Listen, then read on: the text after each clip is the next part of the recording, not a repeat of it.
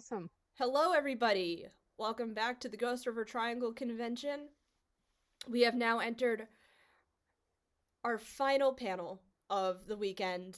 Um, Thank you all so much for joining us throughout these past 2 days. We hope you've had as much of a great time as we have. Um, and now, welcome to our mental health panel. I'm so excited to talk about mental health representation and just in general with these brilliant folks. So, who would like to introduce themselves first? I'll go. Hi, I'm Sneha. I'm currently sitting in India right now for this panel. Um, Mental health has always been a passion. Actually, helping people has always been a passion. It's kind of what made me choose law to be my career path. But there were certain incidents that happened in my life, and I found myself being in very dark places.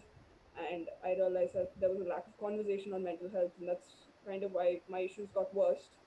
And so, any chance to talk about this very, very, very important topic, I will jump at it. And it's kind of the backbone of pretty much everything I do now. But yeah.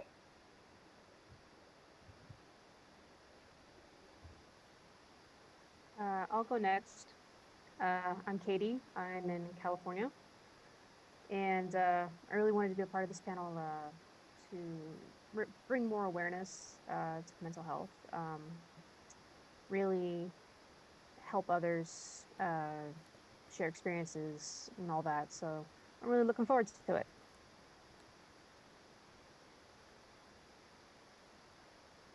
Okay. Good morning, everyone. I'm Kath. I'm currently sitting in Australia, and it is Monday morning for us right now. Before I start, sorry, my apologies, my phone's gone a bit crazy. Um, Before I start, I'd first like to acknowledge the Dharawal people, who are the traditional custodians of the land that I'm here on today. I'd like to pay my respects to the elders, both past and present, as well, and for any Aboriginal and Torres Strait Islanders present. It's very important for me to make that awareness while I'm sitting here today. I'm so passionate about mental health. I'm actually a teacher at a high school, and we do get to teach mental health. Um, and I'm also really passionate about how I guess we can all enhance our mental health. And that's really what I'm here for today as well, is to let everybody know that everyone could actually work on their mental health to support them.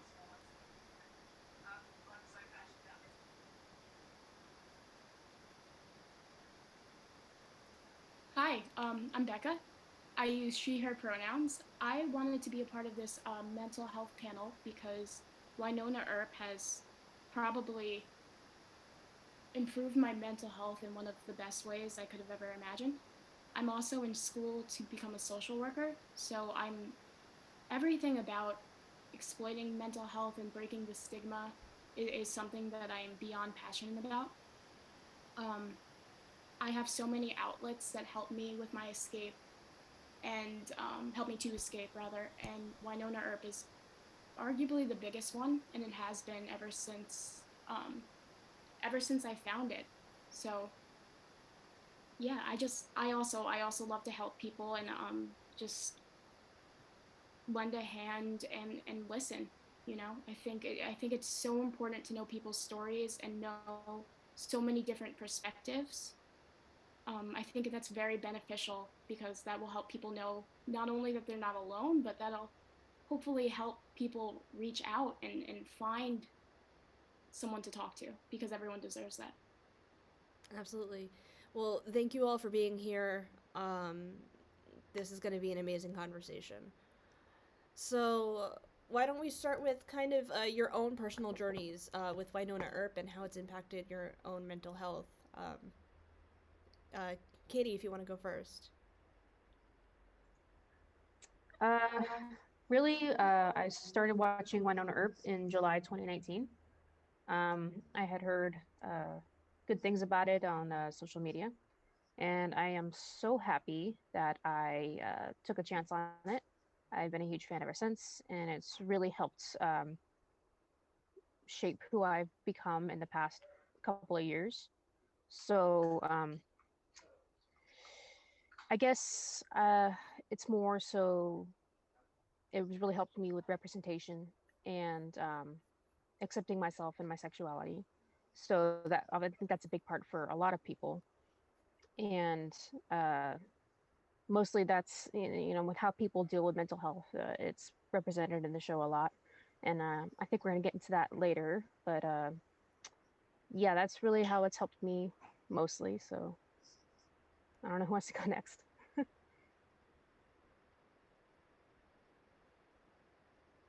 I'll go. I found Winona Earp.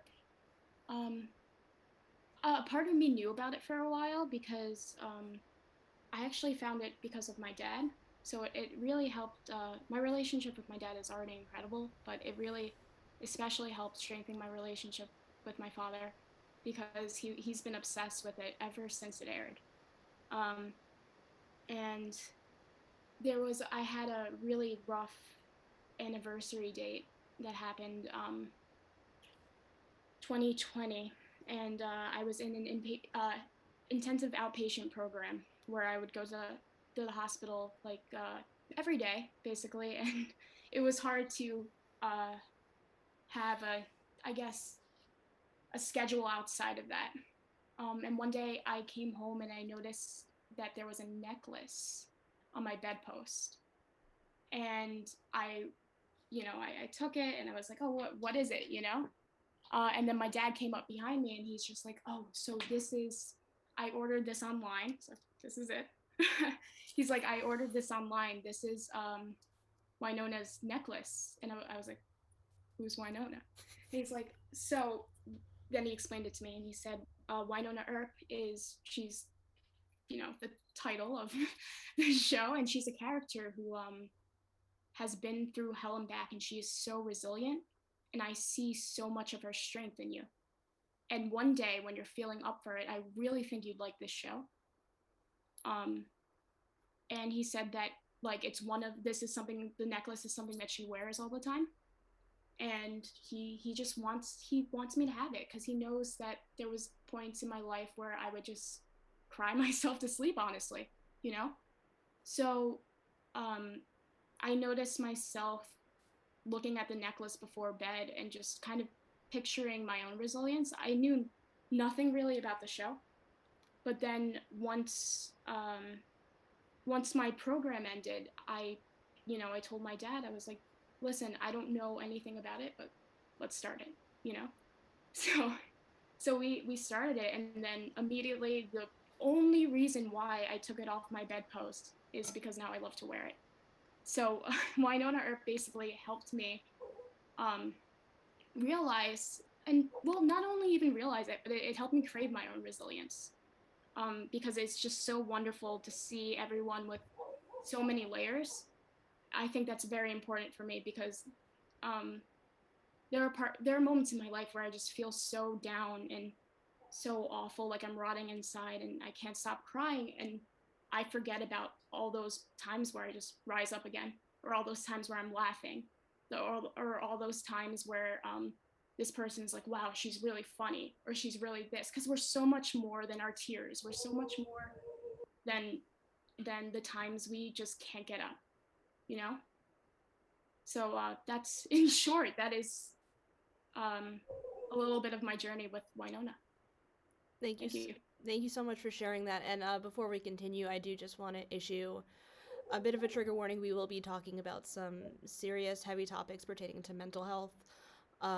So if you are particularly sensitive to those topics, this panel may not be for you. And I just wanted to give that out right at the top to make sure everyone who's watching is comfortable and safe. Yes, because that's very important. Yeah. Kath, would you like to go next? Yeah, sure. So I fell into Winona probably about halfway through 2018, I guess. It was on Netflix in Australia, which was really nice, and it just came up as one of those suggested things to watch. For me, I guess when I look at it, it was an escape for me.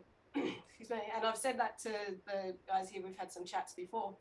And it really is an escape. It's like a comfort show, but you can sit in there and just be immersed. And even though there's some fantastic in-depth topics and the way they represent a lot of different things, it is fun and it is genre and it is just, you can just sit there and just be immersed in this crazy world that it is and escape. And I know for me, towards the end of 2018, probably that last 6 months, moving on, I was falling into a depression. It actually took me a long time to work out that I was depressed, and that's a very interesting thing as a teacher who teaches about mental health, to see that it took me that long to work that out.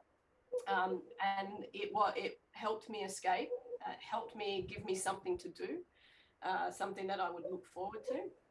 And then eventually you find that community, right? You find that online community, and there's a whole bunch of people that just love the show, and they you know, talk about it all the time, and you have a bit of fun with it. But it's, for me, it was definitely an escape, and now I just really appreciate it for all the different the way they represent a lot of different topics, and the support networks that the show actually represents as well. And that's the biggest thing for me. So I have a very different story with how Winona Earp affected my life from everyone else, and thank you for sharing. So a little backstory, a little context before I actually explain it. I lost my older brother when I was 16 years old, and he was 8 years older than me. And I'm the second child of two working parents, so it was pretty much just me and him all the time. So he was my older brother, but also he was the more present parental figure, protector, guardian angel, however you want to call it. And I, I lost him when I was 16 years old on my high school graduation day. I didn't attend, obviously. And since then, I, as much as I hate to admit it, whenever I used to think about my brother, the only memory that would come to my mind was the day he died. And it wasn't because I didn't want to remember the happier memories, it was just too powerful a memory that just kept hitting me every single time. And so I found the show in mid of 2020, and I didn't expect it to be what it did for me. Rather, you wouldn't think that a show about a crazy chick with a gun hunting demons would bring back something so precious for me. And what happened was is the there are so many good things about Winona Earp, but one of the core relationships that the show is structured is based on is the sibling relationship between Winona and Waverly. And when I saw that, all I could think of was my brother. I mean, there isn't a thing that Winona wouldn't do to protect her little sister, and that is exactly what my brother did for me. And as I watched the show, I binged it in a day and a half. I found it 4 a has already out, and in a day and a half, I caught up. And I've watched it so many times since, because there were things that Winona has said to Waverly and Winona has done for Waverly that my brother has said verbatim to me. From we is the team, baby girl, like my only job is to protect my little sister. And it's like when I saw that, it was I got hit in the head, or I got struck by lightning. It felt like that. And it brought back those memories. And it brought back some of the most cherished memories I had with my brother. And for 5.5 years, every time I thought of my brother, I all I could think of was the day he died, him unconscious on the bed, me calling out his name and him not responding. But then I found the show, I saw those moments, and I could now when I think of him, the first memory isn't his death. It's the more cherished ones. And I I finally got to a place where I could do something that I've been wanting to do for so long. And it brought me to a place where I could start Mind Matters. It's this organization that I have that's dedicated to creating a space where we can talk about our mental health without feeling judgment, find our people, and just not feel alone. Because I struggled for years without that conversation. Things got so bad. I've been diagnosed with so many things now. I'm living with it, but if I've reached a place now when I can talk about it, it's because of the show, and it's just that I never would have imagined. I mean, it's crazy to say, like, a show about demons helped me find memories of my deceased brother, but I will forever be grateful for it. Thank you to all of you for sharing that. Your stories. It's it's remarkable how we can come from such different places, but there can be one thing that unites us all, and I think that's what this show truly, truly does. Um, and I mean, I found Winona Earp towards the beginning of the pandemic, so like around this time last year. Um, I live with anxiety and depression, so the pandemic and isolation and quarantine was tough. Continues to be tough. I'm in the States right now, and we haven't quite figured out how to fix it yet. That's okay. Um, so I started watching Winona Earp, and I immediately was. It was an escape. It was like an immediate escape, um, and it just it's the way that the show so delicately balances the sadness and the grief, but also the hope and the light that exists in the world. That really just like hit me immediately. Um, and then after in May of 2020, I lost my grandmother passed away, and one way that I coped was by watching this show, um, and seeing different ways how Winona dealt with grief after all of the many deaths that she's faced in her life, and seeing her resilience, seeing Nicole's resilience after having been through such a difficult childhood was super inspiring, and I think that's what I really clinged on to. One of the things that I really clinged on to after. So much like all of you, I am extremely grateful for this show. Um, yeah. Um, what should we go to next? Um, I think while we're on the topic of the show, something super important was how the show represents how certain characters deal with their mental health. Um, I don't know who would like to kick off this conversation, but it's definitely an important one. I think I wouldn't mind starting. I think the way Winona handled her grief in the start and still does is something that I could relate to a bit. For a very long time, I sort of denied. I lived in this bubble of denial of what happened, and I did everything possible in my life to avoid having to deal with what happened. I wouldn't think about it. I would immerse myself in every possible thing until until in 2019 I actually suffered from this injury, and I was bedridden for almost 8 to 9 months. And what I realized was is I used to immerse myself in every possible thing, whether it was university work, or I work part time for a non-profit. I still do. I wouldn't let myself sit still. I wouldn't let my mind sit still, and I would just distract myself with everything possible, and it isn't healthy because I would never ever advocate for distractions, because in the long run, when I was forced to like sit still, I was physically made to sit still in the same house that my brother died, and I reached this point where I couldn't run away from what was happening, and everything hit me in tenfold. And I think this is something that we see even Winona deal with. Like, she avoids it, whether it's with alcohol or running away from what she has to deal with, the demons inside her. I think one of the things that I love about the show is it isn't romanticizing the journey of grief, and which I think is so important. the most authentic representation is the only thing that can actually help us deal with it. Like everything's talked in with such flowery languages and like romanticized. You expect everything to be okay after a certain time, and then when you don't reach that time period, like when you don't reach that target in that time period, you think something's wrong with you, and it just worsens everything again. So I think I love the fact that how honest it is.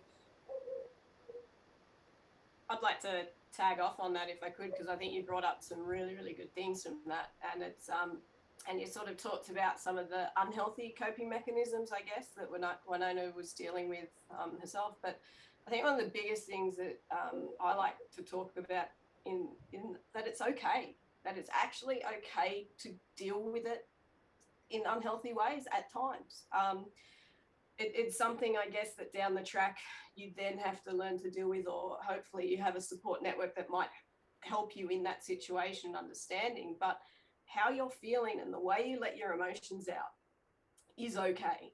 And that is definitely 100% that we need to understand about our mental health and how we cope.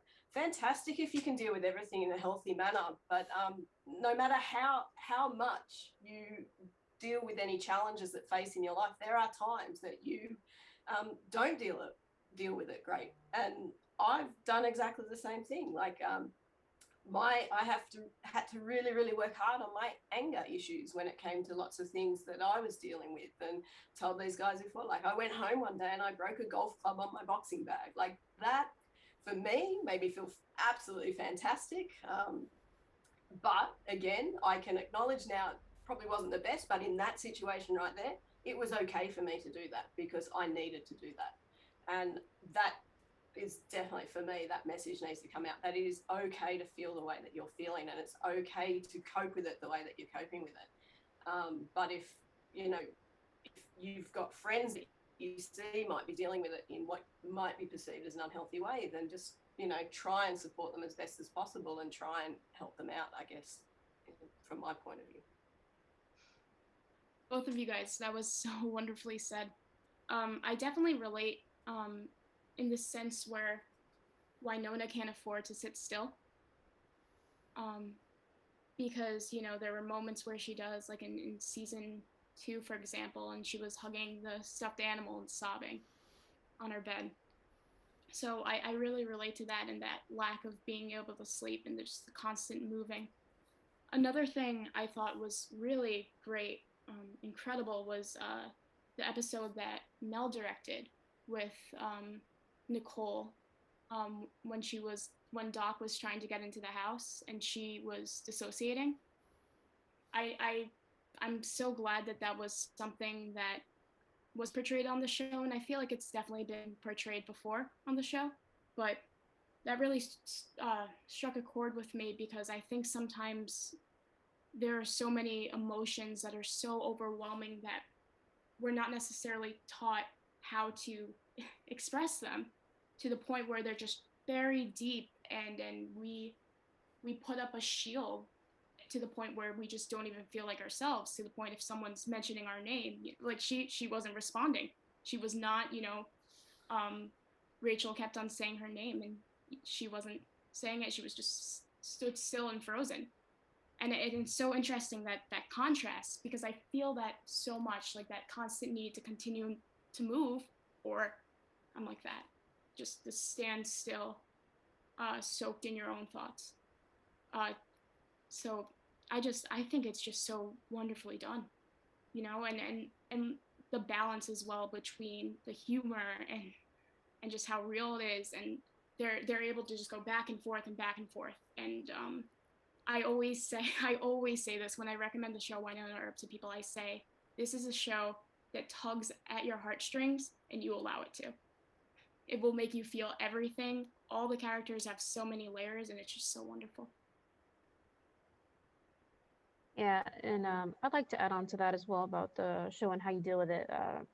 The episode after Dolls had passed away, all the characters dealt with it in different ways. Doc was angry. Winona was kind of withdrawn, and Waverly I thought hers was the way she dealt with it was definitely different. It was she was more kind of like giggling and making jokes when they weren't exactly appropriate. Um, but yeah, I thought the way that they portray dealing with stuff mentally is very diverse in how they portray it, and it's one of my favorite things about the show is how they uh, deal with things like that. So yeah, that's it for me. Yeah. And I think one quote from the show that can like summarize like basically what everyone has just said is Waverly talking to Winona after Winona. Um, it's like Winona's very pregnant, and they're sitting on the ground, and Waverly goes, "I'm not saying that it's gonna be okay, but I'm saying that I'm here for you." Um, and I think that's what the show is that we can't promise when things are gonna get better, if things are gonna get better, but we're gonna be here and support you through it no matter what. Um, and I think that like kind of goes along the lines of what Kath, what you were saying, that it's okay to feel the way that you do. It's okay to act the way that you do. Because through it all, I will be there for you, kind of thing. Um, yeah. Um, and once again, thank you all for sharing. Yeah. Something. Can I just piggyback? Oh, please Sorry, do. I No, just wanted to please do. Please do. Please do. I just want to piggyback on that because I think it's probably a good little segue because I think one of the questions that people asked on Twitter when you put out the tweet about it was how can we like help or support someone who's not responding to like your messages and things like that, and all I'd like to say to that is just keep messaging. Like, don't feel bad that maybe they haven't responded, or don't feel that maybe you're not doing enough, because they mightn't respond to you or someone mightn't respond to you, but just receiving that message and knowing that someone's still thinking of you, or even if it's inviting somebody who you know is going to say no, but you still invite them, however, you know, in this day and age, to a Zoom call, or, you know, I'm lucky to live in Australia right now to go and catch up somewhere, but it's not that. It's still okay just to keep sending it, and I know, because I've been on the other side of it, it's disheartening when people don't respond and you're like, well, you know, but just sending that message makes a huge difference, because people understand that you're still thinking of them. So that's some sort of support that you can definitely supply, and saying that it mightn't be okay, but I'm here for you no matter what. Just if I could add on to that quickly, I think what you said about the message, it makes such a big difference. Especially, I've gotten messages. So during the months of like December and January, I tend to isolate a lot. It's always the hard times for me during the year, and those in my circle are very well aware about it. And I've gotten this message from so many of my close friends, and it means the most to me, because they know exactly how I isolate. And I think this statement would make a difference to anyone who's dealing with any form of like mental health issues. And that's all they used to say is, I'm here if you need to talk, I'm also here if you want to sit in silence, but just know that I'm going to be here when you're ready. And this message, even in the darkest of times, even if I have no intention of responding, no intention or the ability to respond, it's not even the matter of intention, it's honestly the ability of being able to hold a conversation or have that energy to like interact with anyone. This message has always helped me stay connected, but yet be isolated, if that makes sense. Absolutely. Um, and I think what this can kind of transition well into is the importance of talking about what we're talking about. Um, how to help people understand and break the stigma of mental health, um, and teaching folks ways to kind of interact with it, I guess you could say. Um, so I'm curious if anyone wants to kick things off with that conversation about just like interacting with mental health in our society and your individual societies, because we're all from all over the world.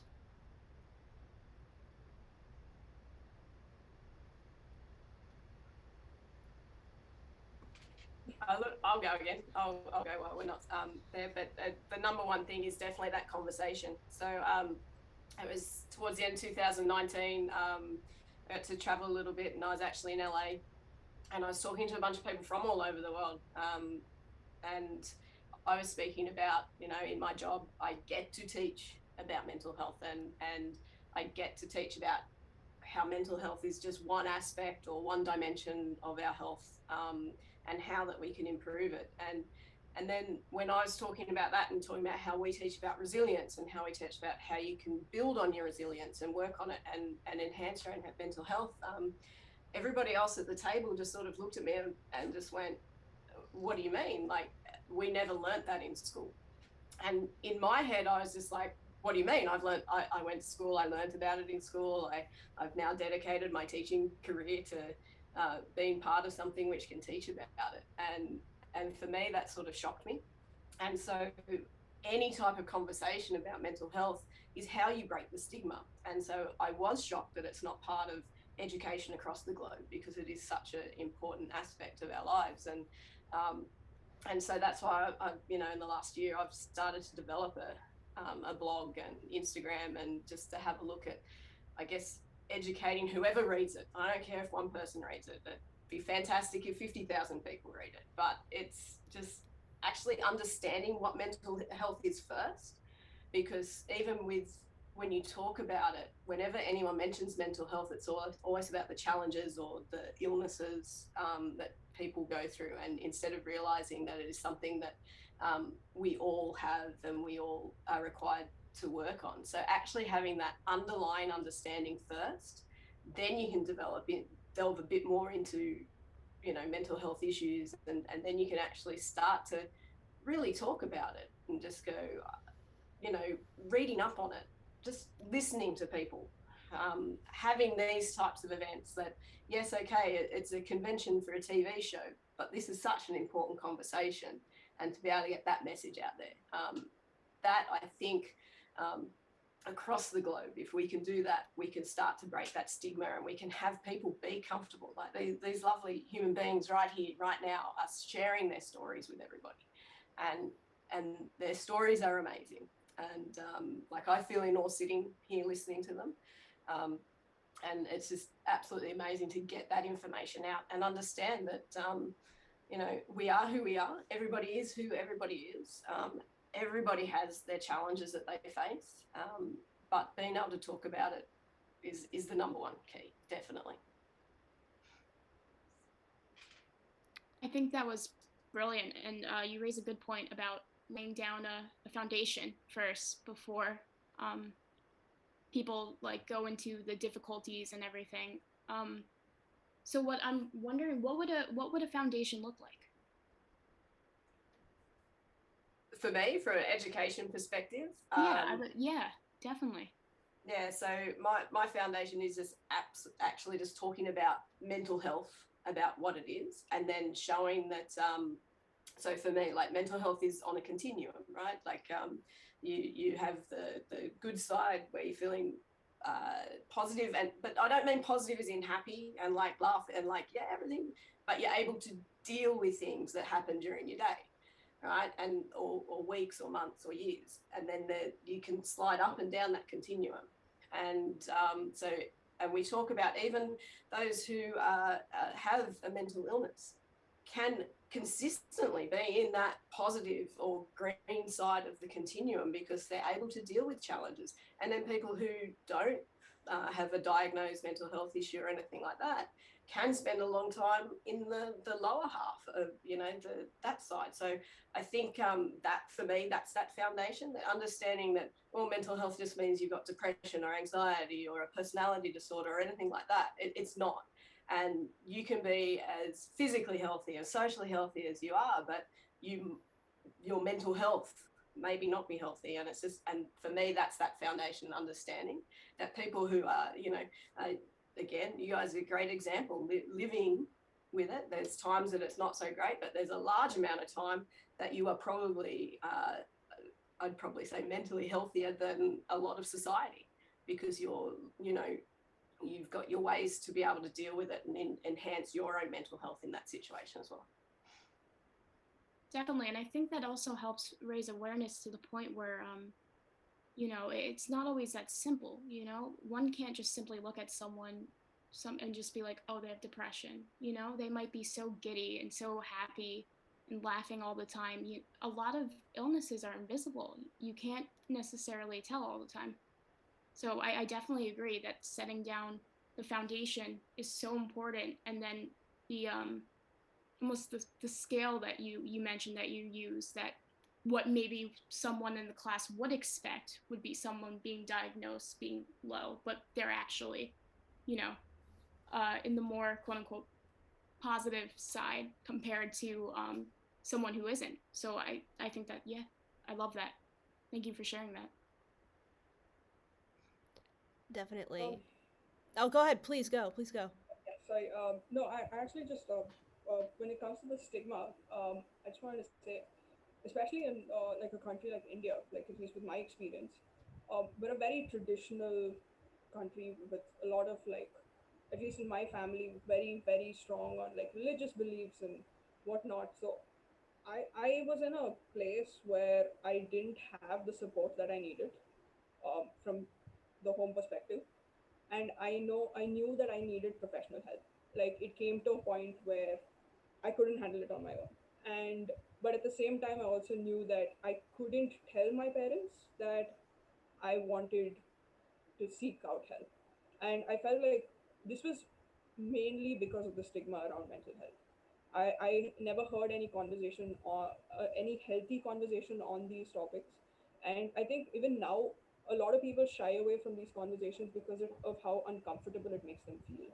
And I think, at least personally, my opinion is when these conversations make you uncomfortable, it's more of a reason to have it. Because the reality is it's uncomfortable because we've never talked about it. We don't know what to say. And so we get into a situation where I don't want to. And what happened with me was is when I'm in university, I'm in my final year of law school now. I used to go out. I would tell my parents that I'm meeting up with friends, and I would go to therapy. So at the age where you find kids sneaking out to go partying and whatnot, I used to sneak out and go to therapy. That was the situation at home. And now it's definitely, I've reached a point where I've told my parents that I've been in therapy for almost a year, 2 years now, and it took me so long to seek help because of this lack of conversation. What my issues developed into something much worse. I was diagnosed with depression, anxiety, post-traumatic stress disorder, complicated grief, and sleep paralysis. So I've struggled. I'm still struggling with them. From I live with this every day, and I came to a point where for a long time I didn't tell anyone that I had all this. I wouldn't go to sleep, and people would wonder why. And my true reason was is I couldn't handle sleep. I was terrified of going to sleep because of the PTS and because of the sleep paralysis. Every time I went to sleep, I felt like I was going to die.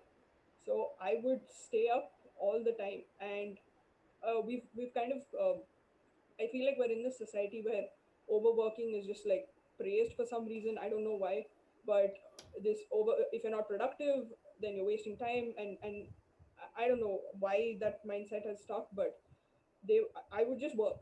Again, this comes back to me distracting myself.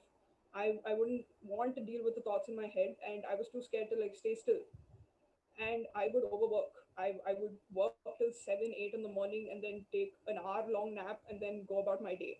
So I functioned on 1 or 2 hours of sleep for years, and it didn't do well for me. But that was again just because of this lack of conversation.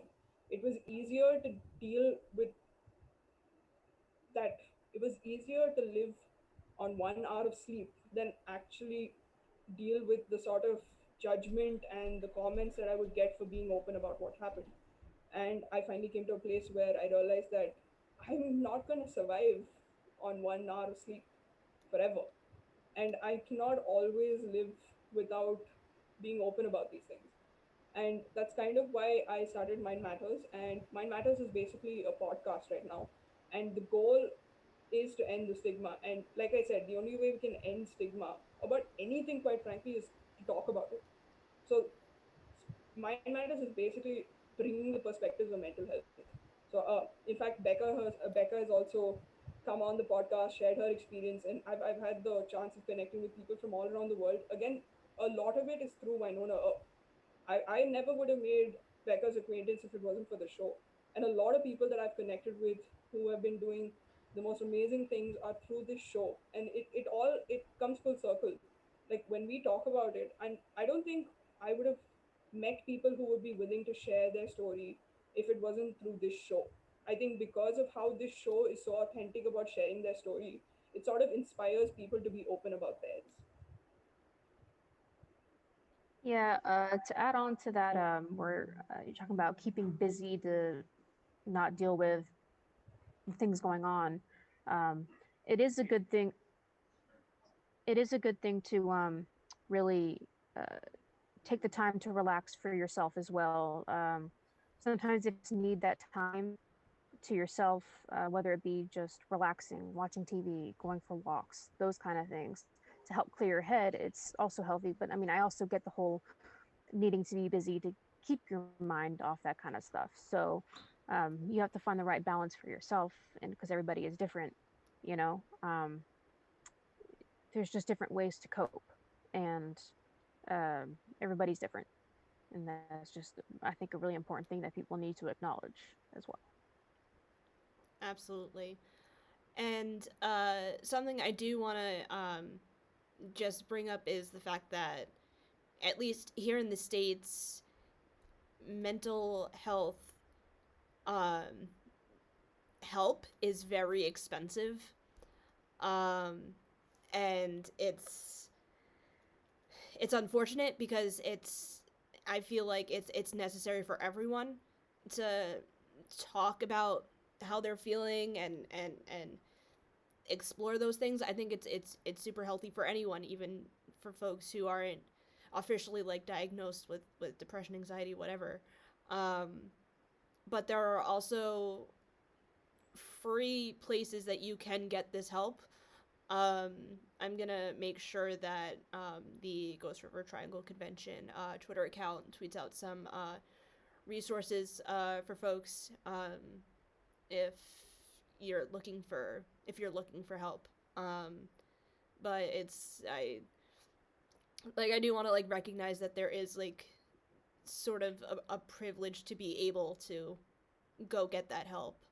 Um, that's just something I wanted to bring up.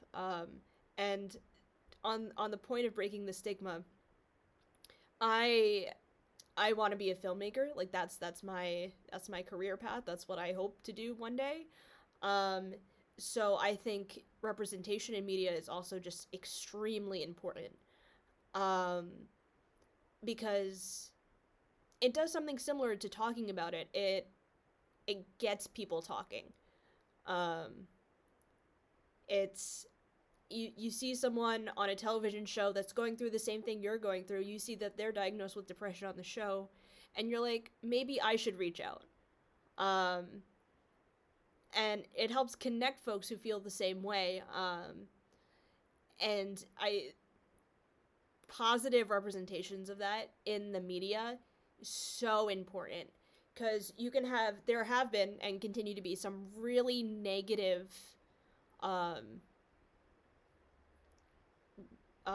wow, what's the word I'm looking for? Representations, there we go. Representations, there we go. It's Sunday.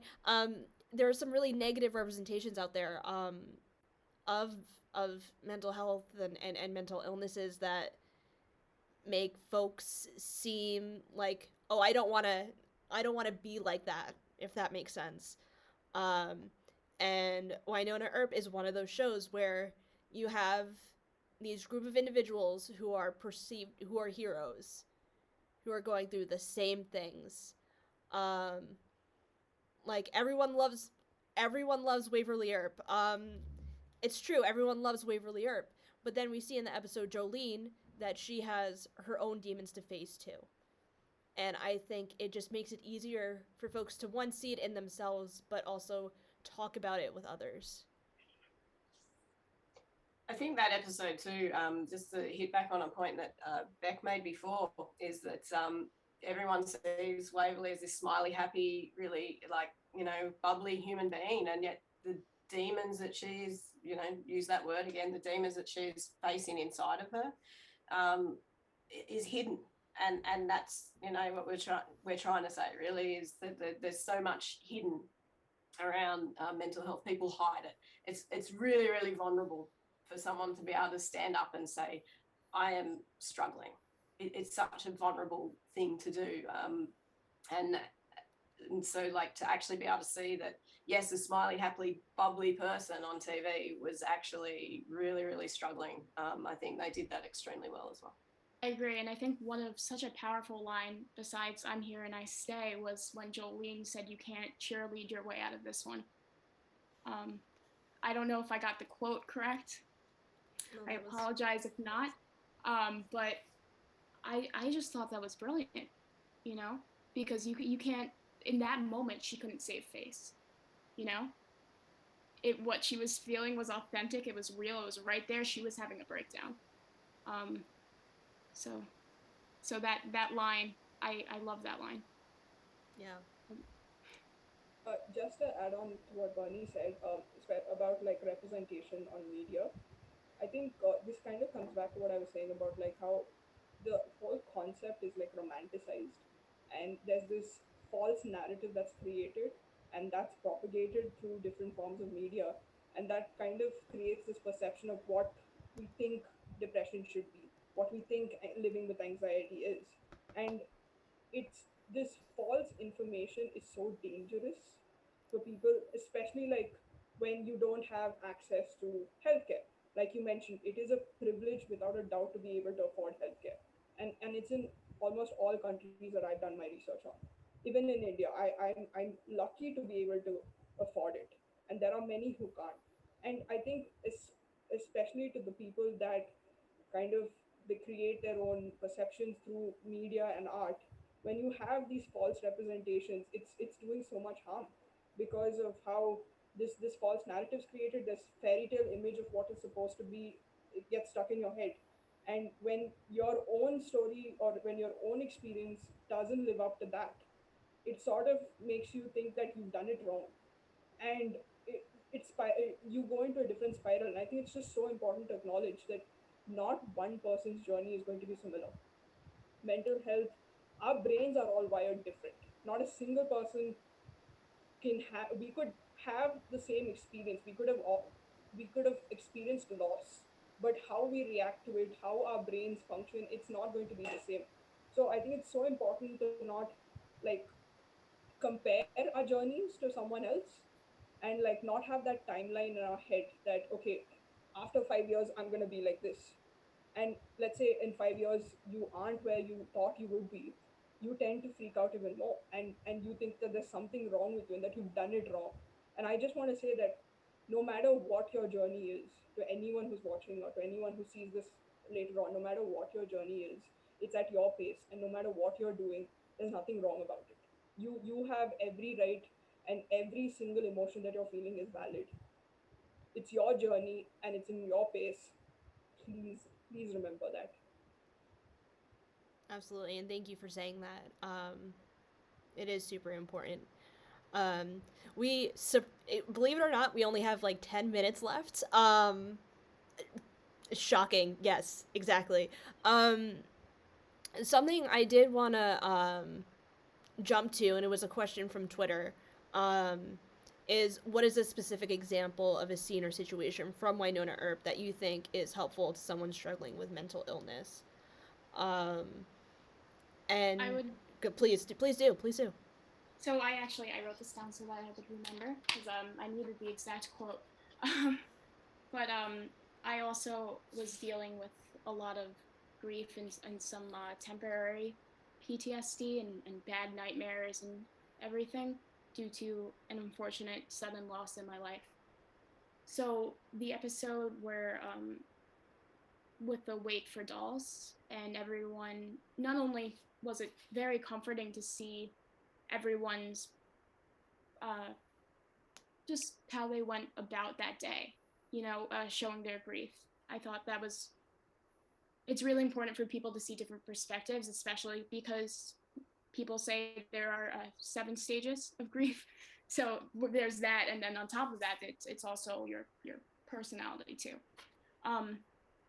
But that episode really got to me. And towards the end of the episode, there was I think it's been a while since I watched it because it isn't the easiest watch.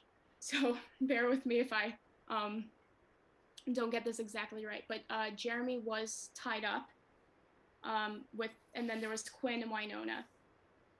And Wynonna told Quinn that she still says the names herself of everyone that she's lost.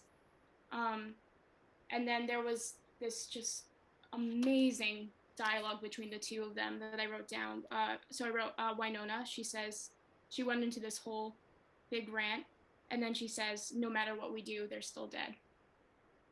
And it is such an unfortunate thing to hear.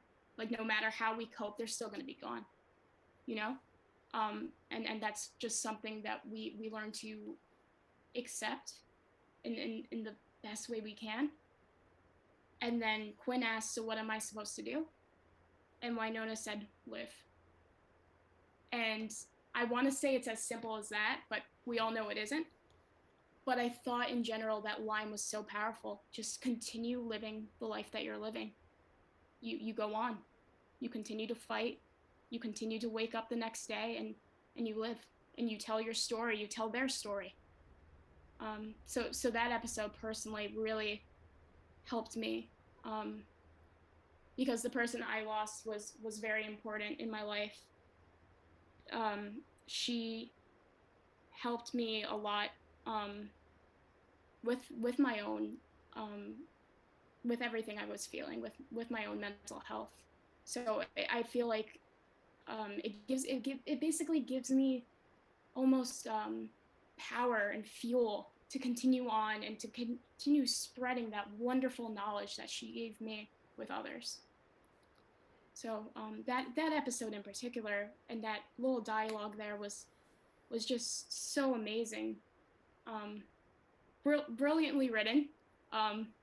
Can't really watch it often, but that's okay. I think in a sense that sometimes when there are things you can't watch often, I think that's important as well to kind of know your boundaries, know your place, and that doesn't mean I like it any less. Maybe even it means I like it more, and so much to the point that I have to, skip it sometimes, which is okay. But yeah, I just wanted to share that. Yeah. Thank you. Thank you. I'd like to add on how you said, even though you don't watch it often because it's hard to watch, something like that sticks with you anyways, that scene and how it sticks with you even though you don't watch that episode often. It really shows how important and how effective it is. Absolutely. Yeah, definitely. I cried a lot. Yeah, because it kept on repeating in my head, just over and over and over. I thought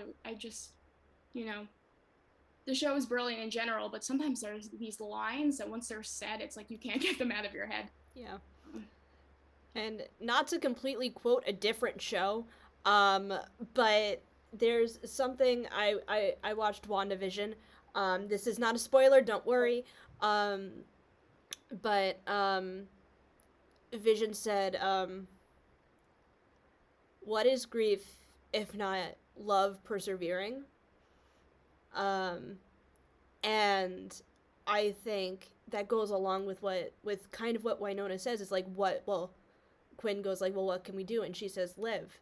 And it's the thought of like, by going on, you're continuing to spread their love, their message, their stories. And I don't know, I felt like those two things definitely correlated with one another.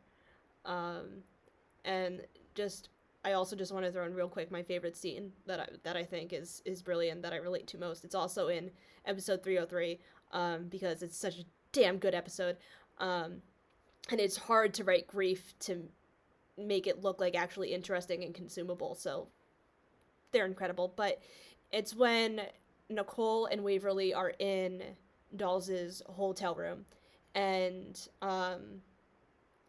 Nicole is kind of telling Waverly the things that happened to her when she was younger, and then Waverly is kind of like looking at her, and Nicole goes, I don't want, like, don't give me those puppy dog eyes. I don't want your pity. And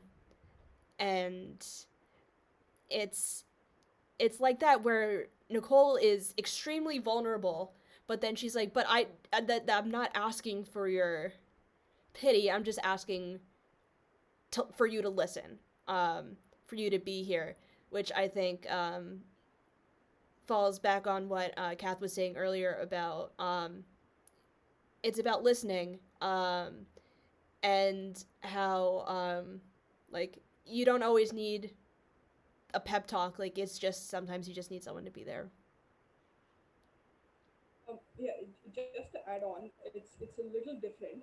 Along, like I mentioned, the relationship between Winona and Waverly, and there are so many moments that I personally connect with. I think something that came out of this show, it isn't a particular scene or anything for me, is the music. So music is something that I really, really, really turn to feel grounded and to like deal with my attacks or whatsoever. Um, so I discovered an artist through the show, which was Desiree Dawson, All In, one of the anthems, clearly. So there is one particular song of hers that I genuinely think everyone should definitely give it a listen. I think it's there are just four lines in the lyrics. If it's okay, I just want to like say it. The name of the song is What I Need, and Des was gracious enough to let me share this part of the story of how she wrote this song. And she wrote it when she was in Jamaica at the time.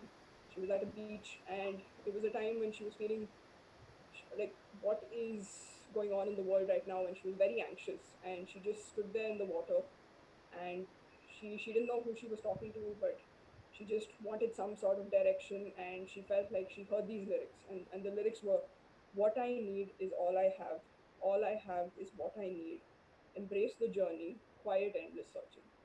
And it's these four lines that are reiterated during the song, and it's almost like an affirmation for myself when I'm panicking, whether it's, I think especially now with like the COVID-19 pandemic, I feel a lot of us have found ourselves wondering what's the point, like what's happening, are we going to survive or not? And when those kind of thoughts spiral, you tend to freak out, and I've had those freakouts, whether it's me figuring out like, have I picked the right career path, am I doing anything with my life right?